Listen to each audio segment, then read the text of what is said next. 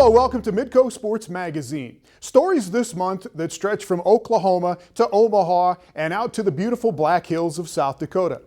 We will take you to Rapid City, where an entrepreneur has turned a little bike you can balance into a big business. The story of the Strider and all of the games and the goodwill that have come along with it.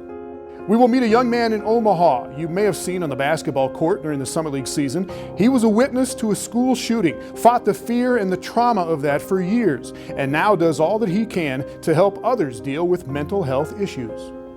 But we start with a family that is becoming very well known in South Dakota, and in Ames, Iowa, and Norman, Oklahoma, and anywhere else that has a big-time college football program. The four Farniok brothers are making a national name for themselves as outstanding offensive linemen.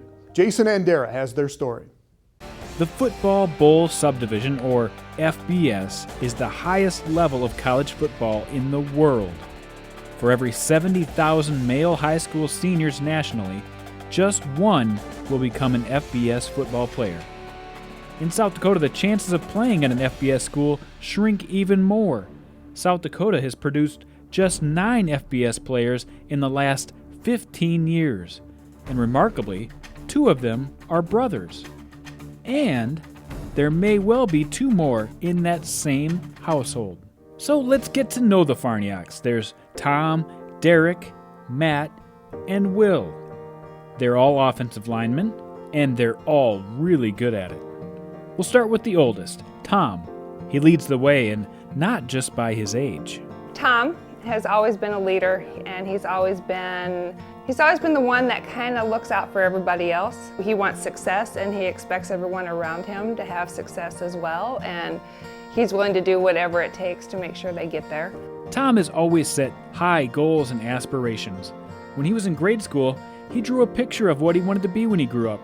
And it wasn't just a football player, it was a very good football player. And that's exactly what he's become. He was part of 3 state championships at Sioux Falls, Washington, and despite having all the skills, the heart, and the leadership, he didn't get any FBS offers, except for one, at Iowa State. And that's where he's spent the last 5 years of his life, and he's proven to be one of the best in the Big 12 at his position. There are many centers in the nation, but I will say I believe, and I've watched a lot of them play, that Tom is as good, if not better, than some of them that are getting promoted. That motivates Tom and pushes Tom a little bit. Next up is Derek. His 2 most noticeable attributes are his size and his easygoing demeanor. Derek is not as intense in his just everyday life as Tom is, but Derek has moments of intensity. Derek has the same kind of qualities that Tom does as far as wanting everyone around to be successful and happy. Derek towers over his brothers, checking in at 6'9". He's just 20 months younger than Tom and is separated by a year in school. Derek teamed up with Tom on their way to a perfect season in his junior year at Sioux Falls, Washington, then followed it up with another undefeated state championship as a senior. When it came time to pick a college, Derek had big-time schools drooling at his size and strength combination. He committed to Oklahoma and has been part of one of the biggest offensive lines over the past 4 years. Christine says she thought she was done having kids, but then Matt was a surprise. And so 4 years later, Matt comes along, and I would say Matt is probably my easiest of all 4 of them. He is definitely, he has some of Tom's intensity, and he has some of Derek's chill mode. Like, he's the perfect blend of both of them. Just a good kid. Matt is currently a junior at Sioux Falls, Washington, and may be the most talented of the bunch. So far, he's collected 12 offers from major colleges across the nation, including schools like Florida State, Stanford, and Nebraska. And then, because Tom and Derek were so close, I didn't want Matt to be down there without a buddy. We had Will. And they always beat on me, and I like it because it makes me tougher. Will is a freshman in high school and has already seen some action on the varsity team. He's not as big as Matt or Derek, but he is bigger than Tom was at his age.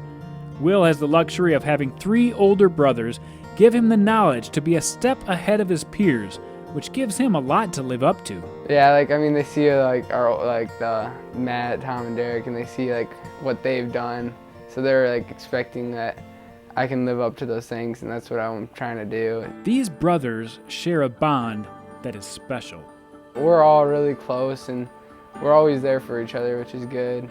And we always know we got each other's backs. I mean, we fight sometimes, but that gets over real fast, and we're back to being just really close and laughing and having a good time with each other. To fight with one of us, I guess we're all gonna come. Yeah, I mean, we all got each other's backs, so I mean, I don't know, we're just brothers. I don't think anything special of it. I don't know if they understand what a special bond it is because they've had it all their life. Other football players at the boys' colleges and at their schools, they talk about wanting that. Yeah, I wish I had that relationship like you have with your brother. I wish my brothers were as close as you. I hear it all the time. I hear it from other parents. What was the trick? How did you get those boys so close? And I don't know. I don't know. This busy family can only get together a few days a year. One of those times was last November in Ames, Iowa, when Tom and Derek played against each other for the final time. The experience was overwhelming for Christine. I thought it was going to be the best game of my life. I was so excited for it until the first snap of the ball, and I realized I can't really cheer for anybody to win. Football has definitely been the spotlight for this family, but it's not what defines them.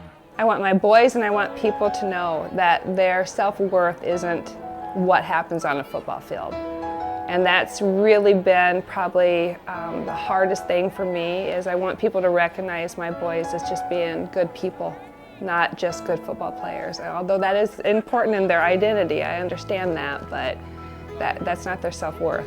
God forbid something happened, they couldn't play football. I don't want my children to think that that's all they had, that's all that they're worth in this world. I don't want people to think that that's all they are, because they're fantastic. All right, it's Jason and Darren. Great story. And just talk a little bit more about Tom, the oldest, who got all this started, and he is done playing now at Iowa State, but is he done playing? Can he play in the NFL maybe? I wouldn't count this guy out. Every step of the way, he's proven people wrong. From high school to college, people didn't think he would make it in the Big 12. Well, he's made it in a big way. He's been all-conference honorable mention his last 3 seasons, and now is playing some of the best center of anybody in the nation. Now, it looks like to all the draft boards, he might not, be one of the top centers picked in the draft. He'll probably get a free agent contract, and if he does, I would not count him out. He will make that team, I think. All right. And you saw some of Tom's tattoos, right? Is this just some random ink, or is this meaningful stuff? What's with the tattoos? Well, we got into this brothers bond. I asked him, what's your relationship like with your brothers? And he's like, we're just brothers. But it goes a little deeper than that. He's got 3 doves tattooed on his arm and a stripe across his chest that I'm my brother's keeper. That just shows you what kind of a special relationship these brothers actually have. All right. Thanks, Jason. Yep.